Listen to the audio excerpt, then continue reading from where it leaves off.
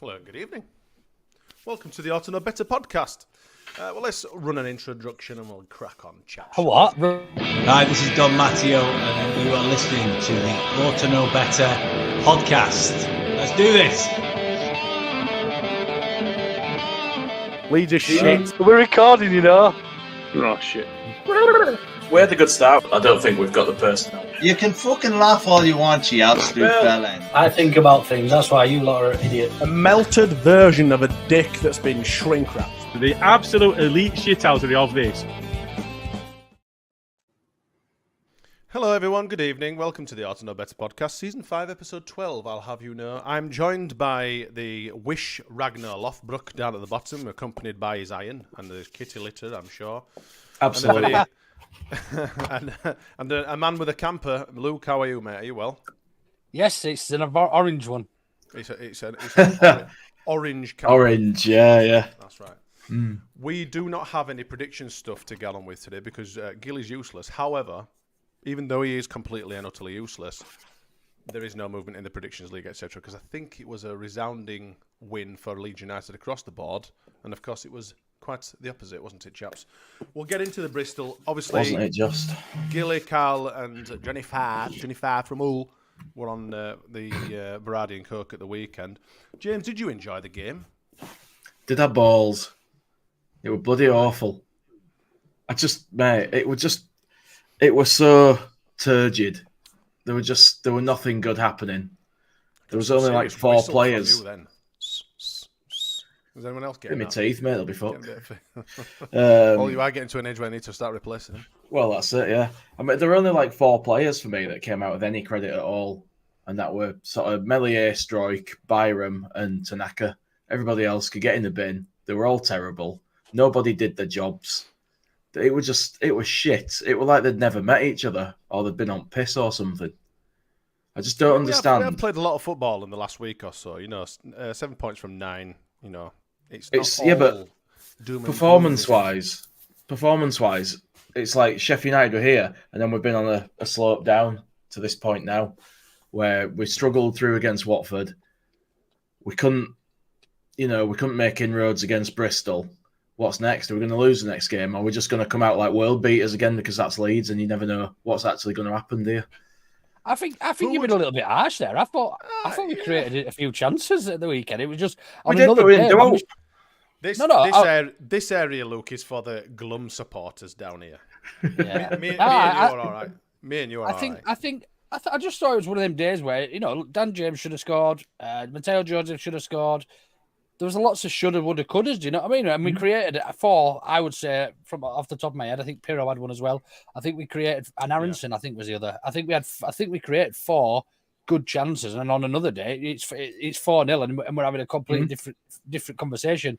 Look, but that's the frustration, isn't it? Since we were beat by Burnley, we've won 15 from 21 points. We haven't been beaten. We've in the last 6, and I think we just need to take a step back. There is going to be games like that.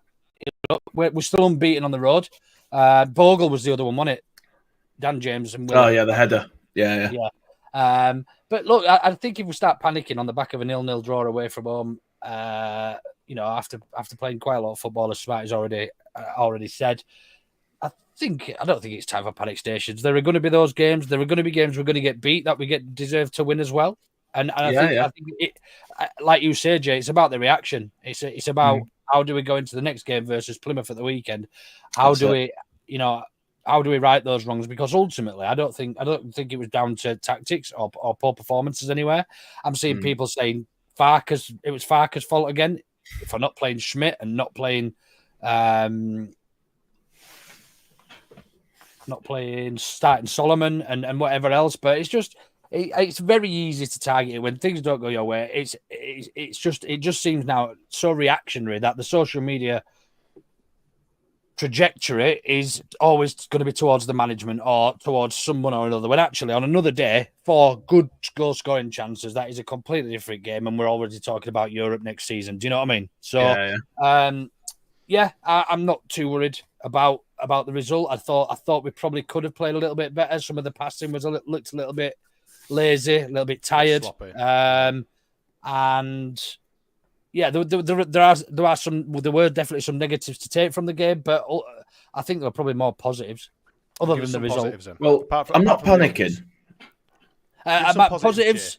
Go You give Jay, some positives, Luke. You give some positives. I'll Try give and you put a some positive positives. spin on it, Jay. I think seeing Dan James back is a massive positive. Yeah, for us. And starting. He's ideally probably going to be a bench player for us when we've got a full squad. When we're Ramazani and Nonto back, he will be impactful off the bench, and I think he'll have more of an impact. But he should have had 2 assists in 2 weeks and a goal, and he's got none. Do you know what I mean? And that's the impact he has had in the team. So, it's crazy. Dan James being back, I still think Tanaka and Rothwell looked decent. I thought they looked a bit leggy, I'll be honest, because I don't think either of them expected to be played this much at this stage of the season. We missed Junior Firpo, even though Byram got into the team of the week. What were your thoughts on Byram's performance? I thought Byram was all right. I thought it did really well. One of the better players. Let's be fair, and I would have thrown myself under a bush should I go back 2 years or 2 seasons. A bush or a bus even. Firpo definitely missed. Byram just doesn't have that attacking prowess, does he? However, I thought he did really well as cover. And it looks like he's solid. You can depend on him for the game against Plymouth as well. So, you can depend on him. Look, those calling for Schmidt to start, I completely get it. He's left-footed, and we've been better with a left-footed left back. Naturally. Byram didn't do a lot wrong. He didn't do a lot great, I don't think. And somehow managed to squeeze into the team of the week, but I don't think he had a poor performance by any stretch. I've seen people saying he was the weak link and how the fuck Byram did great. Team. But look, we do look much better because Byram does have a tendency to cut back and pass it back inside with his right foot, and that sort of took us back a little bit. I felt so. Leeds of last year, where when we were just quite happy to play it around the back and not as progressive. So I could see why there was calls for Schmidt, but look, one of them's played in the Premier League, one of them's played in the Swiss Pro League. There's a reason why he chose Byram over Schmidt, and we don't get to see what Schmidt does in training. Look, I'm excited to see him because I've heard he's like shit off a shovel, and he's got a good final ball and stuff. But look, we're guessing because we haven't seen him and we don't know what he is capable of, and we have to trust Farker and his coaching team in picking the right team. Look, so it's very easy in hindsight to say it was 0-0 and Byram was passing the ball inside. If we'd have had Schmidt, we might have scored 5 goals, but we should have scored 4 anyway. So look, we looked pretty in the wrong final third, didn't we? Yeah, I mean, let's be honest though, with the players, with Schmidt and that, it's always the case, isn't it, that whoever the manager's not picking is the person everybody thinks should be picked. Like, we all think that we know something the manager doesn't, and that there must be some sort of special talent that's been kept under wraps and we're being deprived of, for reasons unknown. But it's generally not the case, is it? Yeah, because they don't want to lose games. These managers, they don't want to go into a game and draw or lose a game. So they're obviously going to try and pick the better players. But it's frustrating, like when you play a team as poor. Although they've not been in that bad form, haven't Bristol? In fairness to them, no, they've been on a good run. Yeah, they look strong this season. They've drawn a lot of games. They beat Middlesbrough. They drew with Stoke. They've only lost 1 all season. So I think it's not, I think the biggest positive from you're giving the list of positives. The biggest positive is, as you were saying before, we're still on a good run. We're still unbeaten.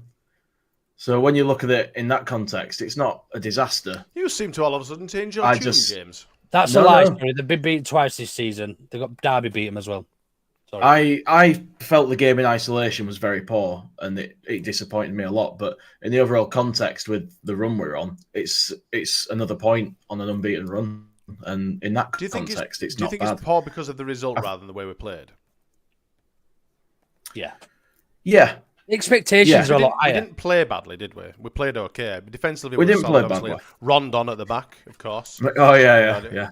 A very good defensive performance. We weren't troubled. I think they had 4 shots on target to our 17, or 4 shots altogether to our 17. It was our lacking of that killer instinct to the final third that really scuppered our game. We should have been streets and miles ahead. We were firm. We didn't play terribly. I didn't think we played as well as we could have. Like, I thought there were players out there that put in some bad performances. I really do. Some of the team were all right, some weren't. But, we did create chances, and we should have been able to win the game with the chances that we created. And I guess if you're creating enough chances to win the game, then you're technically not playing badly. But there were elements of it that just really didn't impress me, and I felt people were a bit off it. Poor Dan James as well. Couldn't even do his customary run, could he? His legs just wouldn't take him. And he should have released the ball. There was a lot of rustiness there. Dan James should have released Nonto a bit earlier. There was a lot. Get off him. A lot. As much of a positive seeing Dan James back in the starting lineup there was a couple bits of ring rust, shall we say? But I'm not. There was no choice, though, were there? There was no choice. Well, he could have passed it. No, I mean he had to play Dan James from the start. All right, yeah.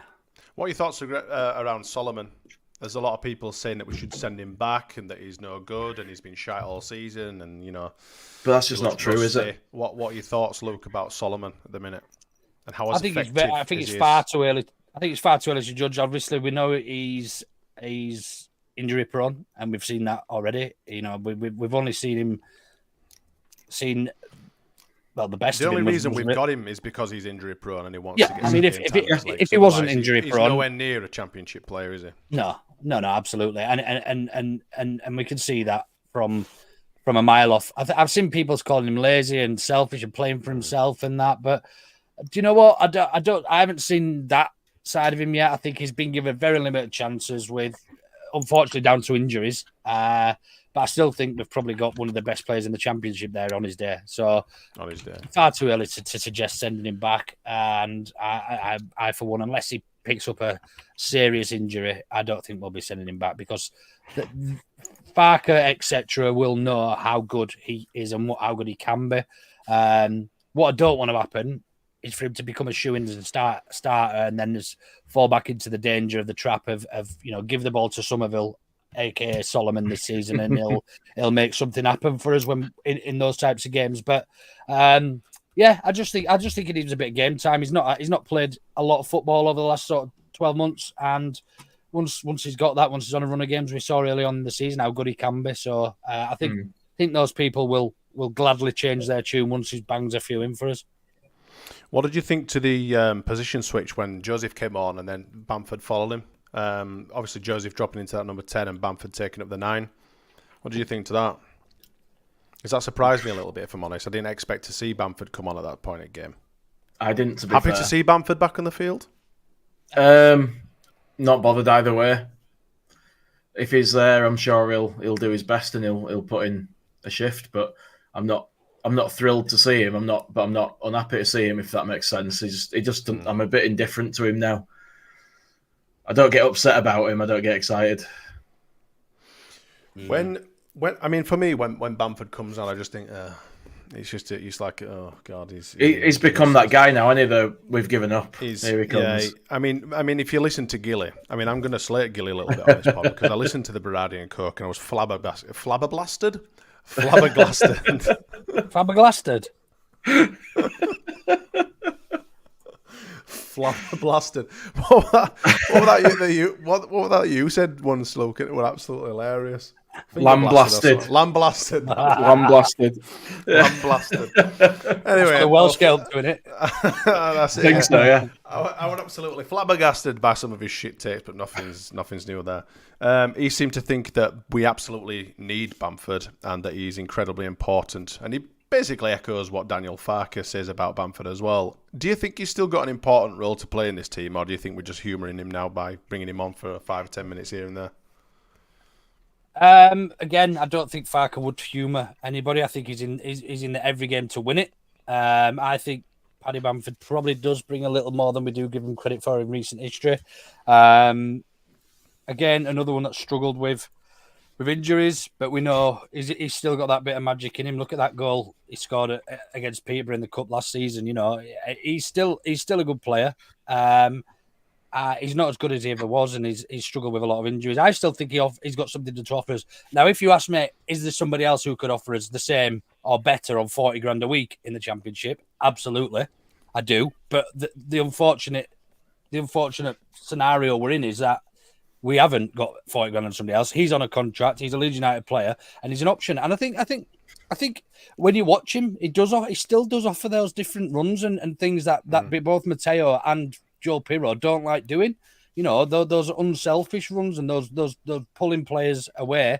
He's never going to get you 20 goals in a season again anymore. He's not that sort of player. But if he can stretch one or two defenders and just make one defender take his eye off Aaronson or whoever else is behind him, Joseph in this case, and give him that extra couple of yards of space, then he's done a job. But he's almost done a really unselfish job, and it will go unrecognised by a lot of people who just watch the football. You know what I mean? So, and that's no disrespect, because I'm guilty of it, and I'm sure everybody else is, of just watching the football and seeing Paddy Bamford throw his arms up in the air when he's not getting the balls, and you know he's not scoring goals and stuff. But when you actually watch him, the work that he does and the things that he can do very well in comparison to anything else we've got as an option, he's almost unrivaled at this level, I think.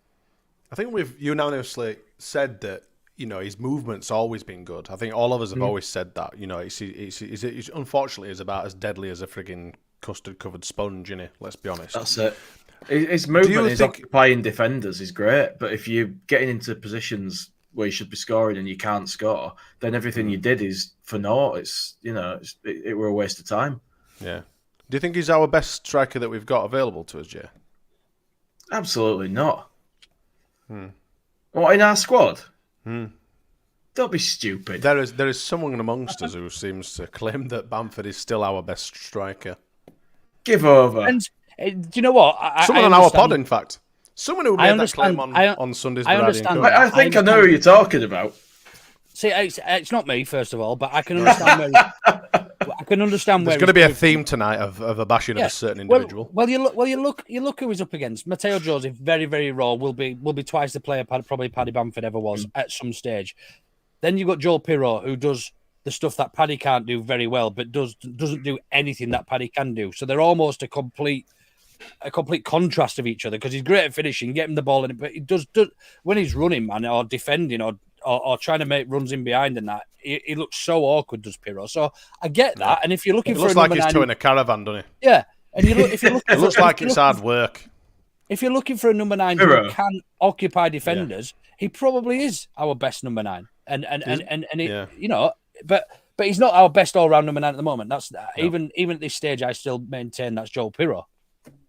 He deserves his start, does Pirro, to you know, to be fair to him, because he has come and made huge impacts in games, you know, coming off the bench or whatever. But I mean, sometimes you've just got to be a little bit selfish, and like you say, side before self. Start Joseph in that role, and then bring Pirro on, and then if we need to, if I don't know, if one of them gets, you know, zapped up by a frigging UFO flying above, then bring Bamford on. But for me, Bamford is an absolute last chance. Someone's, you know, crocked, or someone needs to come off because they're, you know, touch wood, not injured, but, you know, maybe tired or something, then bring Bamford on. As far as I'm concerned, regardless of whether he's good at running or not, I would rather someone else play than Patrick Bamford. Patrick Bamford is definitely the last person I would bring onto that field. If I was to ask you what his return was, based on minutes, some of these are sub-minutes, but every time he stepped on, in terms of appearances for Leeds, how many games has it taken him to score 1 goal for Leeds United? At a guess. If I was just to ask you off the cuff, 1 in what? Someone said the other week about his goals to appearance ratios, bearing in mind that he hadn't even got 200 appearances under his belt yet on Bamford. I think he's like 180. I think that might have been his 188th appearance. I believe. It's something mad, like 1 in 3, isn't it? Or 1 in 3. It's something stupid, yeah. Which sounds absolutely berserk, because he's never been clinical, and he's mental. We all say he had 2 great seasons. He had two good seasons, but it's still. I mean, we sit here and slate him and that, but 1 in 3 for any striker at any level. Bear in mind, he's been here. What is it? 6 years or something now? 5 years now, and he's only played less than 200 games. It's still not great. Tyler Roberts nearly played as many as that. Yeah, and scored 2, didn't he? Or 1. He was going to be this amazing talent, wasn't he, Tyler Roberts? He was not near. Our friend across the pond, Roland Buttonums, is asked us a decent question. He says, Leeds always seem to play just about the level of their opponent, regardless of what level the opponent is. I think that's a fairly good point, actually. We seem to step it up quite considerably when we're playing really good teams, whether it be Sunderland or Not I'm saying that we did have the best performances against West Brom, etc. But those teams that are obviously, are vying for the top spots, etc. We seem to be really good and really effective against. When we're playing teams that are obviously gurgling around the plug hole, for example. Not that Bristol are. We seem to change tactics, or we seem to change the style, or change the tenacity of some sort of degree. Do you agree, Jay? Do you think that's accurate? Do you think it's a fair comment?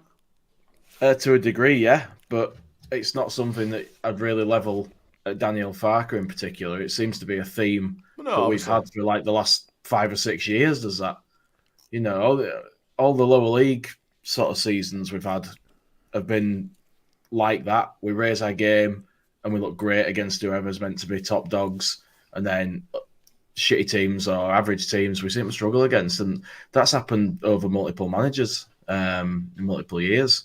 It's like the corners thing, how we spent about 5 years not being able to beat the first man, regardless of who took the corners. Do you know what I mean? It's just the Leeds thing.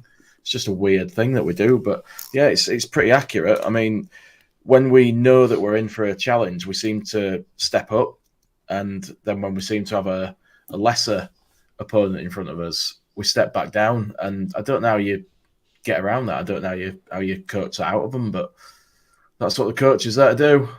I mean, we see teams obviously raise their game, or seemingly raise their game when they come to us. We don't see that many teams when they're playing at home, where we're away, getting all too defensive, etc. I didn't think that Bristol really played too defensively at the weekend. I thought they backed off at the right play. I mean, we had 67% possession. I mean, they were literally ball watching for the vast majority of that game. But it's something that a lot of people have obviously not discussed as much as, do people raise their game against us? I thought, it was a fair question to ask.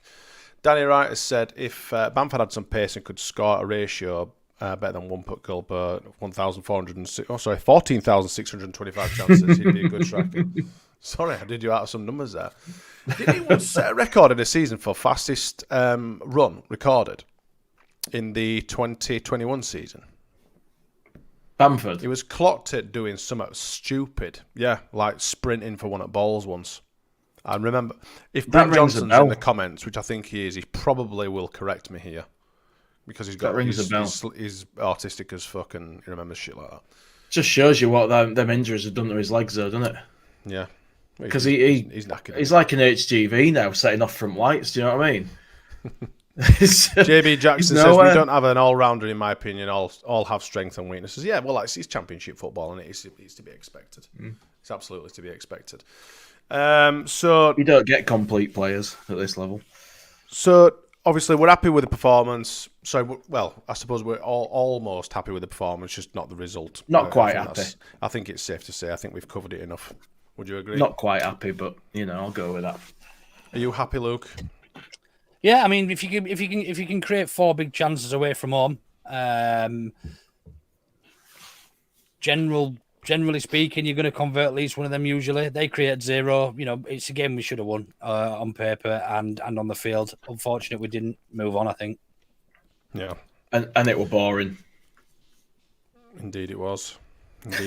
In fact, I think I spent most of the second half scrolling on my phone, if I'm honest. But anyway, we'll move on. Have any of you clocked that Barry Douglas has been on under the cosh this week? Have either of you listened to it? I've not listened to it. I picked it up last night and said I can't wait to listen to this. And I've had loads of people messaging me back saying how great it was. In fact, there was one guy who's actually messaged Barry Douglas because he was very disrespectful of Marcelo Bielsa, and he got a reply. Really? Actually? Yeah. Do you have the reply? I do have it to hand. Just bear with me 2 seconds. The gentleman, I won't name him, but he basically said he thought talking about Douglas came across very salty at times, saying Bielsa had no personal qualities, yet we've all heard of them. This particular gentleman and Barry have been messaging each other and agreed to disagree on a few things. Nothing bad. Just think he didn't mention how Bielsa helped staff on low wages, travelling to see Cooper's son, etc., and endless other things. Told me it was facts. He was cold in training, and he wasn't a fan of it. Now, that comes down to personal preference, I'm sure. It said, no other profession... he said, that in no other profession do employees expect a cuddle every day. you're there to work and improve, and the results shown it worked. So yeah, Barry Douglas basically back to and fro with this gentleman about he didn't overly agree. I'd like to comment further when I've listened to the interview myself, if I'm honest with you, because how he's perceived that interview as salty. One of us might see a different angle, so I'll wait to comment from myself. But I did see the outtakes or the very short intro to the video, and it does. I don't know if they're just trying to sort of get people to watch it more, but it does seem like there are a couple of comments that could be misconstrued. Well, misconstrued. Yeah. Fair enough. I'll have to check that out. Yeah, I mean, I've only picked up on little bits. I've seen the whole. He kind of threw Augustine under the bus a little bit. Said that the first time he saw him train, when he came training, he looked massively out of shape, and he said that he didn't think he was a Bielsa player. Just by his movement, apparently, but he did weigh in a little bit on Bielsa and says that he seems to think that half of his injuries were. He basically said he would push you and push you and push you until you broke, and then he would move you aside and someone else would come in. I mean, that's pretty accurate to say about Douglas, because he were like a frigging biscuit when he at best of times. He didn't make a lot. He got us promoted. How can you? Just from a personal perspective, it's not great for his career, but for us as a fan and him as a manager. He's doing exactly what he's paid to do, and we're doing what we're paid to do. Whether they're run within an inch of their life or not, we want to see that almost. You know what I mean? I'd rather see that. I think Absolutely. From stuff I've seen, I've not seen the whole thing. There's been a few interviews actually this week, and I think I started listening to the Ben Foster one with Stuart Dallas as well. That was pretty good. I haven't made it all the way through that, but it started out pretty good. He goes into quite a lot of depth about his injury and how he's starting his rehabilitation. I saw that on the that's really good on YouTube. If you've not watched it or listened to it, go and do so. It's pretty good. But yeah, with the whole Douglas thing, I think they were a little bit salty. But like you said, Luke, I'm going to hold my thoughts properly. To be fair, if he dresses like that, he deserves to get called shit. I know. Honestly, horrendous. And to be called Barry at his age. That's his name. I think he's got one of them sun scripts in his car that says Bazza. His number plate's got his bird's name at next side. His number plate's BA2. Fucking hell. Have any of you guys got any shit takes, by the way? I haven't. Do you know what? I tend to try and avoid after a poor perform or a poor result. I tend to try and avoid social media now because I'm fed up of arguing with dickheads. And in a word, 90% of the Twitter sphere, then. Yeah. So, and I just can't. I haven't got time. Plus, I was out for my mate's birthday, and I weren't that arsed. You know what I mean? So, in your red camper. In my orange camper, but I wasn't out in that. I was just at a mate's house. But it's big. Yeah. No, I have not. I've not seen any at all. In fact, I've not even. I mean, there's one quite obvious political one if we want to get political on this show, but I'm pretty sure we don't want to. But yeah, let's avoid that. Yeah, let's leave that alone. So we've got no shit takes. We didn't. I don't believe. I mean, obviously, I've got no access to the shit take of week. We've got tagged in a couple actually. Though. You've got to at least do the jingle, mate. See, even if we ain't got any. Well, it's pointless doing the jingle because he gets people excited. I know, but we enjoy it. Hey, has got a shit take this week, my little spat of fact. I did actually. This is actually Roland Butternups who's going to be on the shit take of the week, and this is for actually tagging in shit. What as in? Oh, really? What he's tagged him himself by himself? So he tagged one in saying, "Shit take of the week. Did we sign?" So basically, what happened was anybody who watched the game on Sky would have heard the commentator calling Rodon Rondon. Roland Butternups obviously didn't hear that.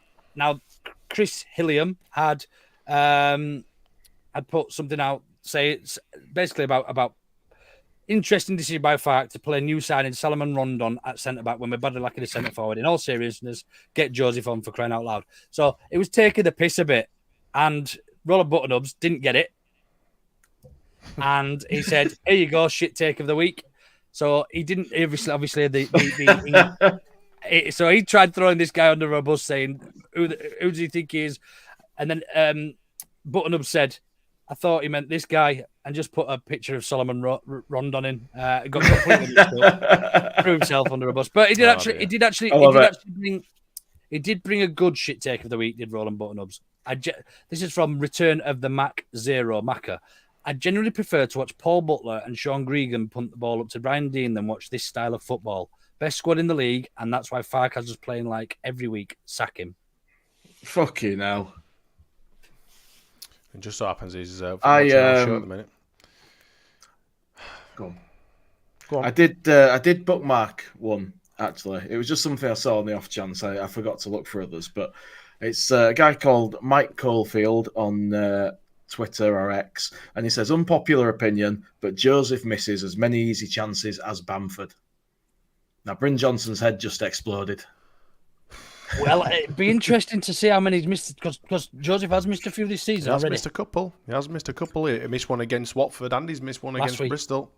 Missing as many easy chances as Bamford misses. So they were both classed as big chances. So I don't know what the XG was on them.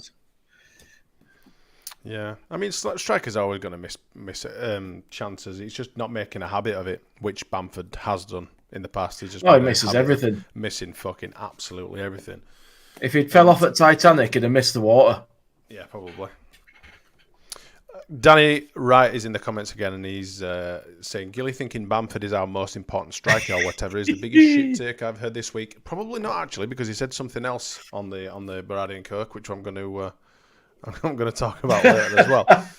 So we'll save that, shall we? I don't have any because I'm useless, because I don't go on Twitter much. I speak to a few people, and that's probably about it, because I'm the same. I tend to avoid any sort of social media if we have a bit of a bad game or if it's boring, etc., because people just lose their minds. A bit like yourself, Jay, when you come on and you're all Mr. Depressy Stressy. No, I thought we played a bit crappy. I've said that. I wasn't quite happy, but it were all right. It wasn't great. I've said that. I'll say it again. Have you cut your ponytail off? No, mate. I've just swept it back to the same hair. All just, swept back and interesting. No ponytail. Like Luke's dream, being able to change hairstyles. I can go from short back and sides to short top and sides. Yeah. You can go from normal to looking like a friar in no time at all. a cleric of some kind. Right, well, we may as well crack on with and talking about the upcoming Plymouth game. The Fat Rooney scum bastard himself will be coming to Elland Road. Are you excited to see the roundish kind of shithouse that it'll be? I'm surprised that he's still managing, to be fair, but it probably could be a good thing, unless they beat us, which obviously will be shit. Do you expect us... I assume that we're going to be making some changes because Bogle is now suspended through his 5th yellow card, isn't he? So we'll obviously... I'm kind of guessing Bamford will go... Bamford, fucking hell. Bamford at right back. Bamford's dropping into right back. No, obviously Byram's going to be slotting into right back, you would assume, based on the appearance for Bristol. Do you see any other changes, Luke? Are you expecting to kind of set up exactly the same as against Bristol? Yeah, I think we'll set up exactly the same, other than Firpo in at left back and Bogle out for Byram. I don't think there'll be much else changed. We've obviously got Ramzani still out. We've got the 2 centre midfielders in Ampadu and Gruev out.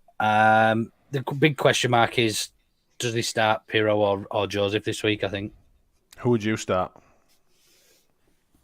I think it's hard. It's a difficult one because Pirro's been such a good impact sub, but he's almost earned a start. But then he's been poor when he's been given a start. Do you see what I mean? But Joseph missed his gilt-edged chances. But would he have missed those if he'd been on the pitch for a bit longer and got a feel for the pace of the game? Yeah, I would. There's an argument there to start Joseph for me. Tire the defenders out and then bring Pirro on. Yeah, I'm similar. I think that's exactly what should happen. Jay? Oh, that's interesting. Because I was going to say, I think I'd probably give Pirro one last start, and if he doesn't score, then he gets swapped out in the next one. I think it's just a bit... It could be a bit of a morale blow to finally get your start and then only get a couple of games and get pulled back out again. And I won't want to see anyone sort of get down in dumps and be a bit depressed on bench, you know. Need to keep the spirit up in the camp. You need to try. I mean, I'm all for not changing your team, or you shouldn't change your team on the back of a win. However, we didn't win, and I think we looked a bit lackluster at the top. So I would be tempted to start Joseph instead of Pirro and bring Pirro on. I can understand the argument. I'd be happy either way, if I'm honest. I think he's more impactful as a sub than he is starting for me. I'd be happy either way. I just think it'd be harsh to take him out so quickly. What about the number 10 position? Are you going to stick with Aaronson, or are you bringing Pirro into the number 10? Or even maybe putting Nanto in the 10 position? Are you happy with Aaronson in 10? I think he's been great this season. Yeah. He's annoyed me a bit. It's funny you should say that, actually. Because our good friend, and our follicular challenge friend, I might say, on Berardi and Cook, said that Aaronson is absolutely dog shit. I don't know what games he watches, mate. Honestly, I do not know what games he watches.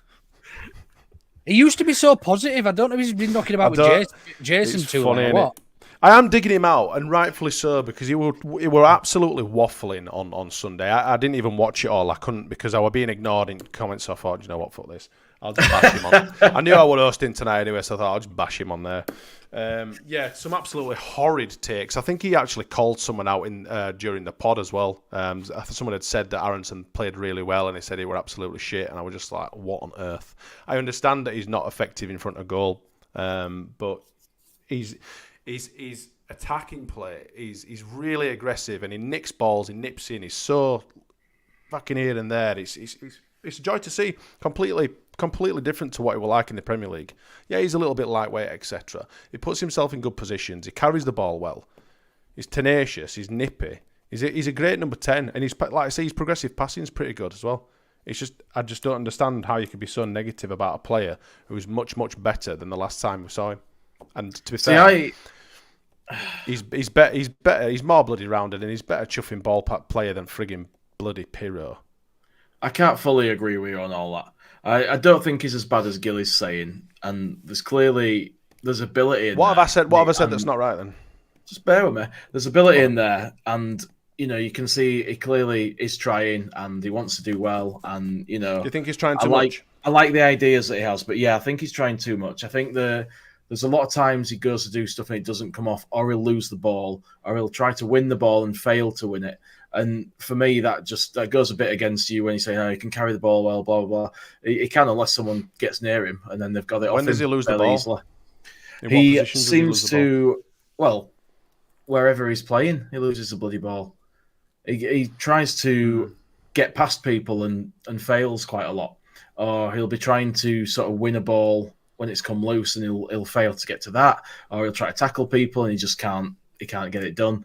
Yeah, I'm not saying that happens every time or anything. It's just it happens a lot to me, and it's something that he needs to iron out. If he could stop losing the ball, giving it away, then he would be a fairly good player for me. If you were to compare Pirro then and Aaronson in them roles, the massive difference for me is that, like you say, Aaronson is trying to get to them balls. Pirro didn't even entertain that. He just watches it. Absolutely. He watches it go by. He don't put himself in that position.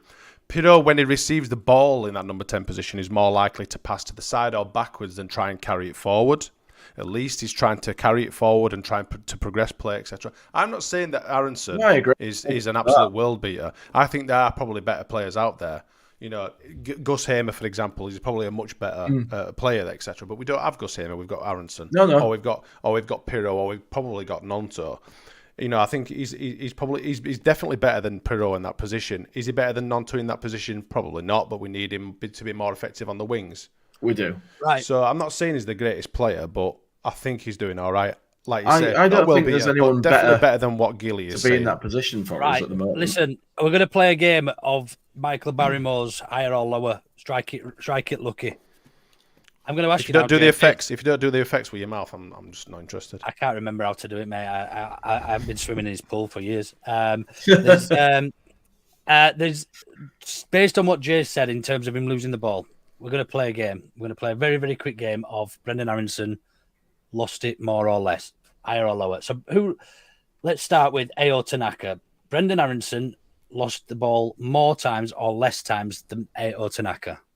More. Correct. Brendan Aaronson was 13, Tanaka was 11. Brendan Aaronson. But lost the thing ball. is, though, on those two occasions, People have got their absolute sausages out for Tanaka saying his greatest fucking football that Leeds have ever had this season. And then Aaronson's only lost it twice more. It's just the eye test, mate. It's context, mate. Honestly, Brendan Aaronson, did he lose the ball more times or less times than Joe Rothwell? Less. Probably less in this game. More by 1. Okay. So Joe Rothwell was 12. Brendan Aaronson was obviously 13. But let's not forget, I'm not talking about in just one game. I'm just talking about over the course of the season so far. All right, no, I'm talking about this particular game, but right. No, I know you are. Sam Byram, team of the week. Ooh. Did Sam Byram lose the ball more times or less than Brendan Aaronson's 13? I'm going to say less. I'm going to say less, but I feel like it's a trick question, so... More. 20 times he lost the ball. Oh, 20 really? times. Almost double. There you go, eh? And then one more. We'll finish it off with one more. It's good job he's not meant to be a skillful player that can beat people, eh? Willie Nonto, did he lose the ball more or less than Brendan Aaronson? More. Less. Nonto lost it more. Mm-hmm. Nonto lost it less, Jay? Less, yeah. It was exactly the same. Both lost it 13 times. All right, okay. Well, that evens it out then, since he said more and I said less. So, Yeah, Aaronson's absolute dog shit, and Nonto, Byram, and Rothwell and Tanaka are fantastic. Exactly. That's the narrative of a lot of people. Have you just joined, Nige? The point is that Nige Jay said that he loses the ball loads, and I was just trying to prove a point that actually that's probably in our heads or in Jay's head because Come on, Nige. Come on, Nige. Come on, Nige. Good game. Son. Depends how those stats are recorded as well, doesn't it? Yeah. I'm going on the eye test. Well, stats are stats, aren't they? You know, it's not like an XG Stats or can be manipulated. Stats are stats. Stats can be manipulated. You can count how many times a player passes a ball or shoots, etc. Those are statistics. That's why they are statistics. How long does a guy have to be in possession of the ball? How long does he have to be in possession of it before his class doesn't matter? It? That's not what it's based split on. Second, passes or second, losing the 1 ball how second. many times is based on fucking the actual times he's lost or passed the ball. It's statistics. XG But can did be he defined count as differently. having the ball when he lost it if he only had it for like half a second? Passing's passing. Depends. I'm just saying if you've got the ball, if the ball is at your feet and you lose it, I'm not talking about passing. I'm about if you get it taken off you. I've just literally said if you've got the ball at your feet and you lose it, you've lost the ball. By the way, if the ball's nowhere near you and you're going for the ball, then you don't have all the right. ball, do you? Not great. How was Bogle at the weekend? All right. He lost the ball I'd like to 20 hear. times. I'd like to hear Bryn Johnson's opinions on Bogle. I think he's getting better every week. I think he's a sterling addition to the team. However, Bryn Johnson, the pessimistic, autistic man himself, will probably say otherwise. Oh, there it is. Goal saving tackle, Steve, and clean sheet. I don't know what the fuck he's talking about. Oh, Steve Brown's in the comments. Apologies, I've jumped in a slightly bit. I do apologise. Yeah, he's probably typing away now as we speak in furious anger. Should we do some predictions then? Let's do it. Let's do some predictions then. First comment from the fans in the comments gets the prediction for the fans of this week. I don't know who's top out of you guys. I'm going to throw a hazard, I guess, there. I think it might be Luke. Are you top? I think so. Top. Do you want to give us a prediction first? Yeah, I'm going to go 4-0 lead. 4-0 lead. 4-0 lead. That's exactly what I was going for. Go for it. It's probably going to be right. It might be, but 5-0 leads. Fucking hell. Let's go wild. I'm going to go 3-0. I think that's probably more realistic. Although, yeah, we should batter these lot. I think they won 3, drawn 3, and literally lost the rest. Yeah, they've lost 6. They're sat 21st with 12 points. Bogus solid last 2 home games. See, people can change their opinions on players. It's quite easily to do. Quite easily to do. Yeah. Ugly. Have we got a fans prediction, lads? Have you kept your eyes on? I think it was Top Banana who was the first one, mate. Top Banana's always there. Top Banana. Right. I'm going to take Top Bananas, and then you're not allowed until after Christmas then. Always first one. It's like he's got it in his drafts. He's there, quick as frig. I'm not sure 3_0 is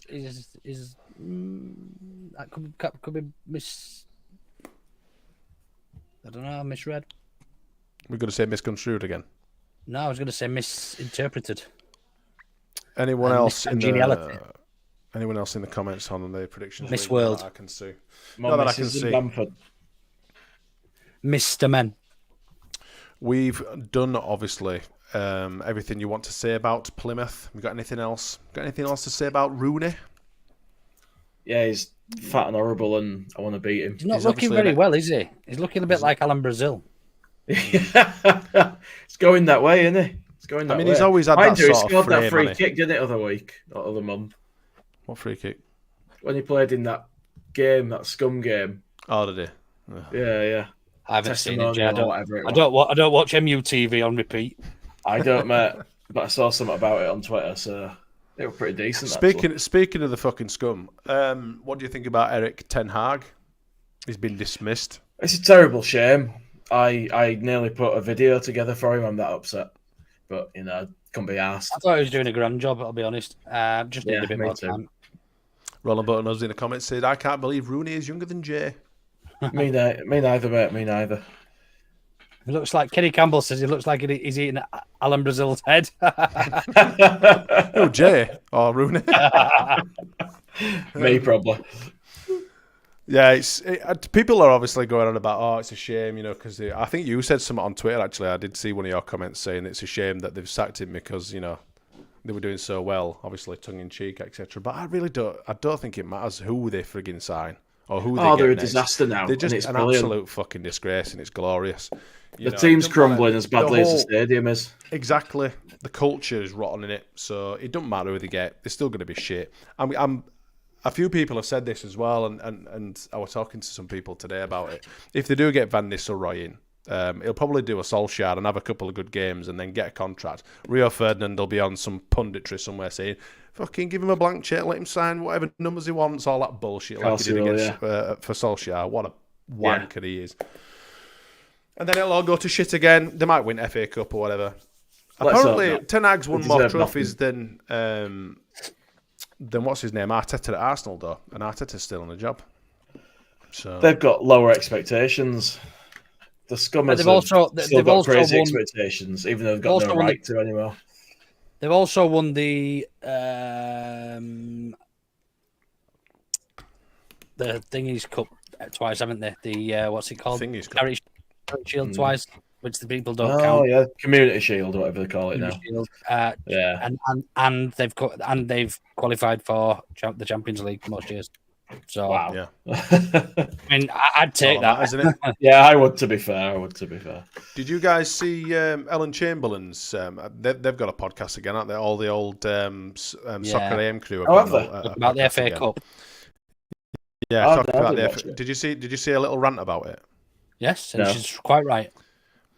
Well, yeah, I agree. I think she was absolutely on the money. The only thing I didn't really agree was the whole, whoever's in the final, you kind of pick a side and support that team for the week. I was like, nah.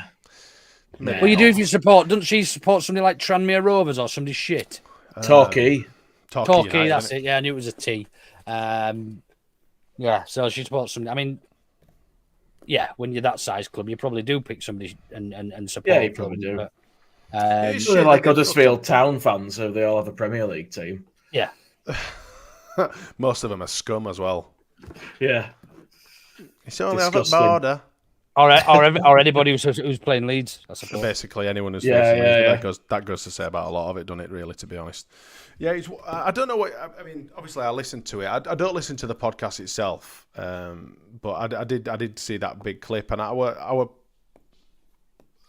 it kind of got me thinking a little bit, because the FA Cup used to be the absolute pinnacle of English football. We didn't give a shit. I mean, obviously, we did care about the Champions League or the European Cup or whatever it has been over the decades. But why do you think the FA Cup has suffered as it has? Where's he gone? He's turned into a good-looking lad with hair all of a sudden. What is happening? Why do you think it is, Jay? Do you think Premier League and Champions League money, or the Champions League places, is more important than a historical cup like the FA Cup? Or money? What are your thoughts on that? Champions League, yeah. Champions League's killed it. Is it all down to money now? I mean, I know the answer. That is definitely my opinion. I just thought I'd ask you guys. You don't really get anything for it now, do you? Do you get a place in Europa League or something now with FA Cup or Conference? Is it? Is it conference? Like that? which is a step in the right direction. For me, you should get a Champions League place if you win FA Cup because you're a champion of sorts. You've won something. Is it European conference? We were just saying. Yeah, well, it used to be the Cup Winners' Cup, didn't it? Obviously, before the Champions That's right, and that were ace. That were a great tournament. That were. Might be Europa League actually. Oh, is it? Okay. I can't remember. We've not been in any of these, Roland. It's haven't. It's been a very long time. They didn't exist when we were last in Europe. These competitions, it's good to see. I mean, Chamberlain went on about obviously all these lower league teams, beating big clubs in the Premier League, and it's more about the lower league teams and stuff like that, But from our point of view, I suppose being at near the top of the Championship, or certainly has been the last few seasons whilst we've been down here, concentrating on the league has been the absolute most important thing. Fuck the cup, so we want to get promoted, etc. Absolutely.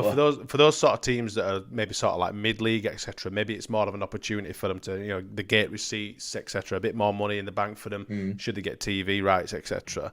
It's a good thing for the lower league teams. But when it's definitely all them Super League wankers at the top of the frigging Premier League, it's just a shame that they just don't seem to give it any sort of. Do you know what? I was thinking about that the other day, the Super League. I think we should just let them all fuck off and do it. And make the Premier League a competitive space and, just let them fuck off. It has its pros and cons, doesn't it? The level of players that we'd have here would it's almost dramatically because they'll be in the other teams. It's almost an untapped league. It's almost a league you can never get in then because the teams with the money will have the money and all the money will go to this European Super League and it won't funnel down and there's so many negatives for it. But I'm just so fed up of seeing this same shite season upon season. It's all skint leagues as well. All the skint teams from the league. I mean Barcelona. Christ, they're properly up shit creek, aren't they? Yeah. Oh fuck yeah! But they just keep spending like they're not. Well, they're not loaning money from the bank. They say they're spending, but they don't pay. They don't pay the people they're loaned to, or they were loaned to. I mean, people would say that they obviously owed Leeds United. They don't owe Leeds United the money. The money came to Leeds United. It's whoever they borrowed the money off to pay for Rafinha. That's who they owe the money to. How do they keep going? Because Barcelona and Madrid are the biggest thing. Well, obviously Atletico. There is a few decent teams in there, but Barcelona is an absolute cash cow in it. So the government will support that team fucking forever. Yeah, anyway, bollocks to all that shit. This is a Leeds United podcast. Fuck them. We've got some Andy's Man Club stuff. I don't know if you guys have got anything else to close out for some any other news, but Andy's Man Club, upcoming social events, the weekly recovery runners group, every Wednesday evening, meet at 5:45 for a 6 p.m. start. And Neil said 6 a.m. then. Someone will have been saying 12 hours before. That dickhead Smarty on that bloody podcast. Turned up in my Lycra. Meet at 5 Ways at the Recovery Academy, Westfield Road, Woodhouse. The monthly walk and talk is Sunday, 3rd of November, Pudsey Park, 11 a.m. meet at AMC Pudsey venue, LS28 8AD for a short walk, followed by a nice cup of tea or a cup of coffee, whatever your preference is. Maybe nothing at all. Who cares? Take an ice cream if you like. An extra event is Men Walk This Way. We're attending this mixed charity event for men's mental health in Roundhay Park, Saturday, the November 23rd.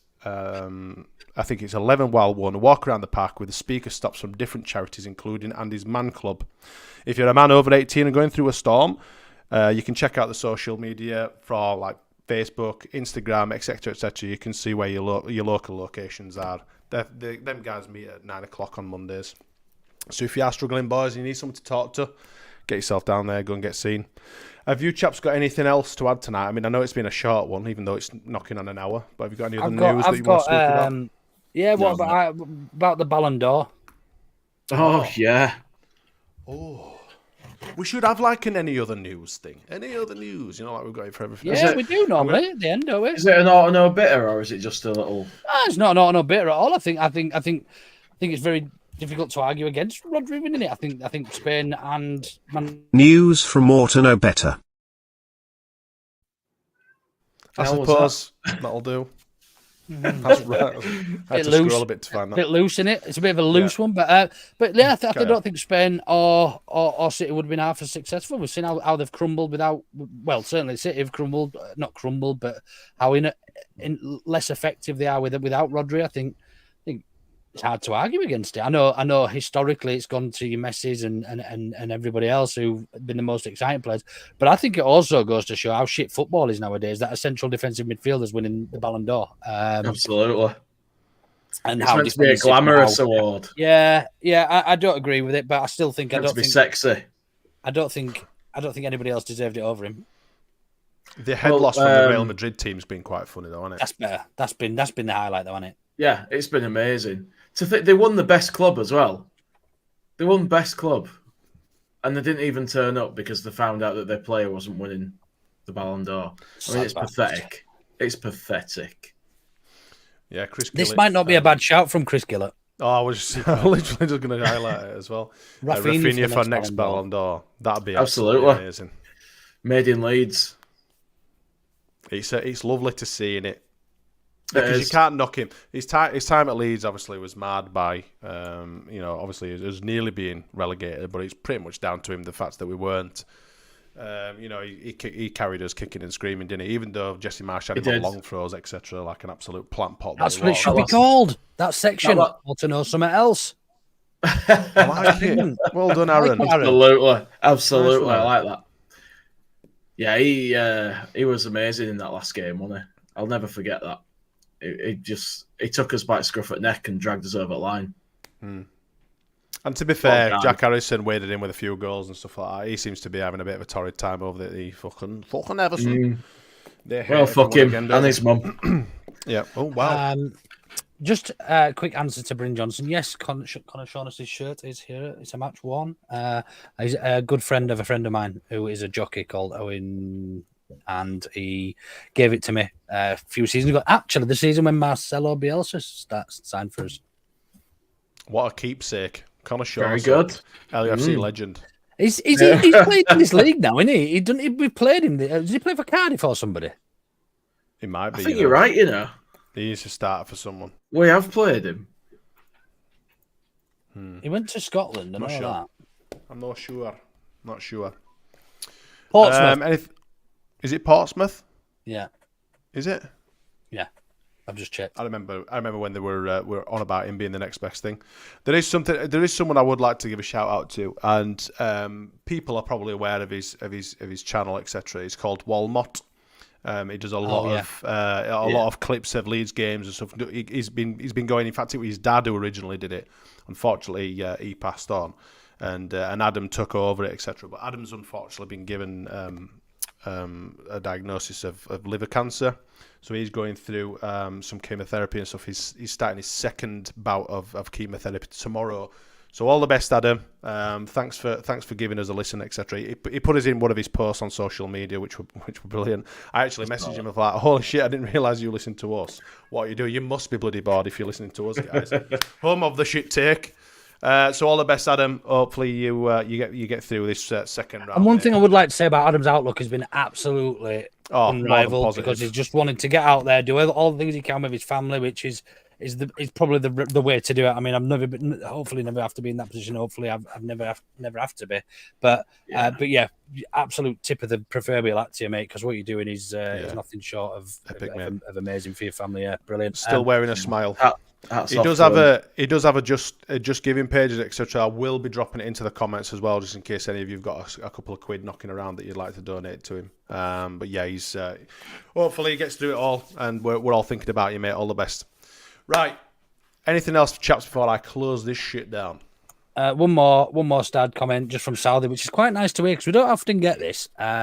Question 2, 3. Are you all well? As I feel you promote Andy's Man Club, but I'd like to know if you guys are all well. How are you doing? Are we all well, lads? I'm as well as I get. Take that as you will. That doesn't really answer the question, Jay. That's all I'm saying. Well, I suppose so. Listen, if I were in a bad place, I'd have no hesitation going to see those lads because we know how sound they are. So I'm all right. Same. Yeah. I'm good. I'm always positive. I'll still banging that happy clapper drum. And, but yeah, I'm how positive? How positive were you when you found out what colour that camper van was? It's actually white. on the the the logbook. forms on the logbook. Yeah, it says white. It's not white though, is it?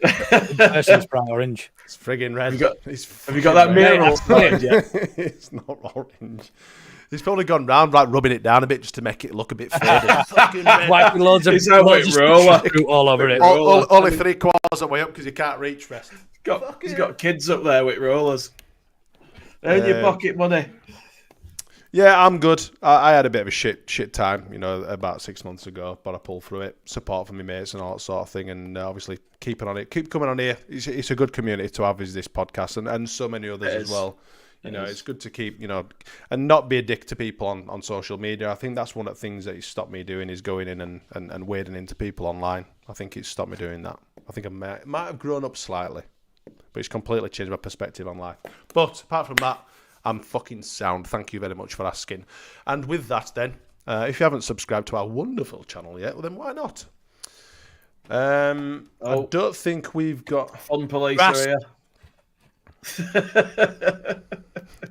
He's got a point. He's been outed. It's out there. It's on the internet now, and mate, you're absolutely screwed. Thanks everyone for joining us and being in the comments as usual. A couple of guys, I'm not sure who will be on Baradi and Cook this weekend for the Plymouth game, but obviously we'll get out on socials, etc. and we'll let you know in good time, of course. Thank you two for joining me again. It's been a good crack and a laugh as always. If we don't see you through the week, chaps, I'll see you through the window. See you there.